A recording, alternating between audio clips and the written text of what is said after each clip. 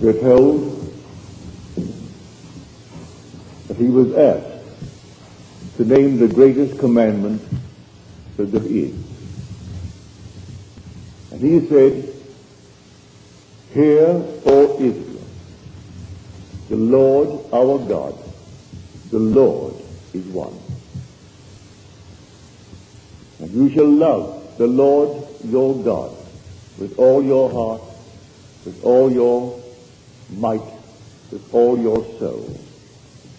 And then he adds one, "and love your neighbor as yourself." There is no greater commandment than these, he said. Now the psalmist tells us, those who choose any other god multiply their sorrows. We'll read that in the 16th Psalm. Those who choose any other god multiply their sorrows.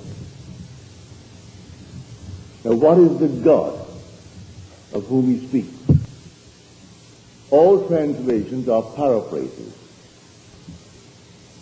"Hear, O Israel, the Lord," that word translated the Lord, is "I am." That's the definition in Scripture. Your God is the same, "I am." So, "Hear, O Israel, the Lord," that is the "I am," that is your "I am," is the only God. There is no other God. Now, to ask you to love your "I am," how can I love my very self? That is the very core of my being. You can. I am aware. Before I'm aware of being Neville, I am aware. Well, can I really believe that the sense of awareness is the cause of all that I'm going to experience, because I'm going to become aware of something, becoming aware of it, and accepting the state of which I am aware as fact, I then must experience it. And there is no other cause in my world. "Hear, O Israel, the Lord, our God, the Lord is one." He's quoting from the 6th chapter of Deuteronomy. He said, "I've only come to fulfill Scripture. There's no other purpose for my being. So here I am fulfilling Scripture. Will I really choose this God, the only God? Or am I going to have someone in my world that I think, no, isn't he important? Or aren't they important? Or that nation, isn't it important? Or am I going to go back to the only God in the world, which is my own wonderful human imagination? That's the God that creates my world and sustains my world and changes the conditions of my world." Now the Bible speaks of three great earth-shaking movements. The first is the Old Testament. It's all prophetic. It's an active prophecy. Everything is simply "shall be." These things shall be. Now comes the New Testament, where it makes the claim that these things have taken place. It's based on the affirmation that a series of events happened in which God revealed himself in action for the salvation of man. But that God is man's own wonderful human imagination. It happened in man. So the one in whom it happened told the story. And it was rejected because they knew the earthly history of the man in whom it happened. They were looking for it in some other way, to come in some other direction.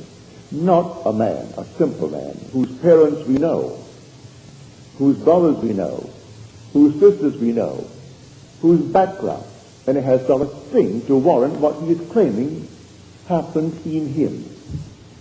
Yet he claims it happened in him. And then he takes, in his most unlearned manner, he takes Scripture and shows them in Scripture what was foretold that happened in him.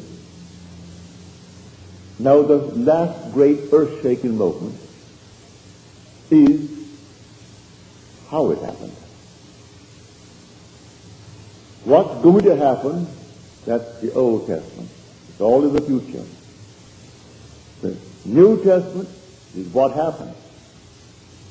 And then comes the third great movement of the earth. The man is the earth, is how it happened. And I am telling you how it happened. Everyone in this world is going to experience it. And I'm qualified today to tell you how it happened. Here, you just had a shake. Or what's the shake? There will be unnumbered shakes. There were 3 great earthquakes. It all takes place within man. You should rejoice if it took place, that you're living on the grand series of falls, seemingly falls. Because the whole thing is shaken from within man. There isn't one event in this world that is in itself causative. Causation is spiritual. Causation is all mental. It's all within man. And the effect on the outside is simply you see now what is actually produced by something that took place within man. And here, the whole vast world on the outside only reflects that which is taking place on the inside of man. And man is the only reality. God is man. And man is God. In 1960, December the 21st, I had a series of visions in the one night. And here I am, and here is the 13th chapter of the book of Mark. Well, you know the story. He came out of the temple. As he came out of the temple, one disciple said to him, "Look, teacher, what great stone, what great building." And then Jesus said to him, "You see these great buildings? Not one stone will be left standing upon another, but what it will be shaken down." And as in my vision, I saw this fabulous city, and I knew in advance which was going to fall. One after the other, they fell. One after the other. All symbolic. What fell? All the beliefs within me by which I lived. I lived in the belief of a historical Jesus. I was trained and raised that way. And then it collapsed as it did in the story of Paul. Here, Paul said, "I no longer regard anyone from the human point of view. Even though I once regarded Christ from a human point of view, I regard him thus no longer." He saw the whole mystery unfold within himself. And these huge buildings simply represented the beliefs by which he lived.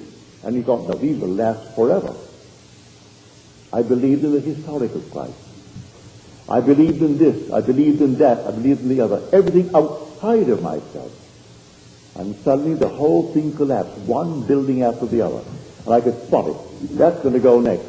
And before my eyes, it collapsed. Not one stone was left upon the other. I saw that one. That collapsed. The other one. That collapsed. Every building came down. And when everything was done and not one stone was left upon the other, then I woke in this world. And here was the 13th chapter of Mark, completed within me. I have come only to fulfill Scripture. Fulfill it where? To fulfill it within me. Now, in the same chapter, if any man tells you, "Look, there is Christ," or "Look, there he is," do not believe it. Many will come in and say, "In my name," and say, "I am Christ." The word Christ is added. Many will come and say, "I am." Forget it. There's nothing outside of you. I can't say, "I am," and you then point to something other than yourself. It's yourself.